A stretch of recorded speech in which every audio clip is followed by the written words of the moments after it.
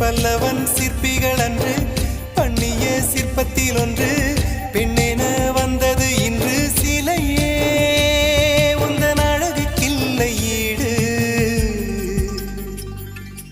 என்ன விலை அழகே சொன்ன விலைக்கு வாங்க வருவேன், விலை உயிர் என்றாலும் தருவேன், இந்த அழகை கண்டு வியந்து போகிறேன்.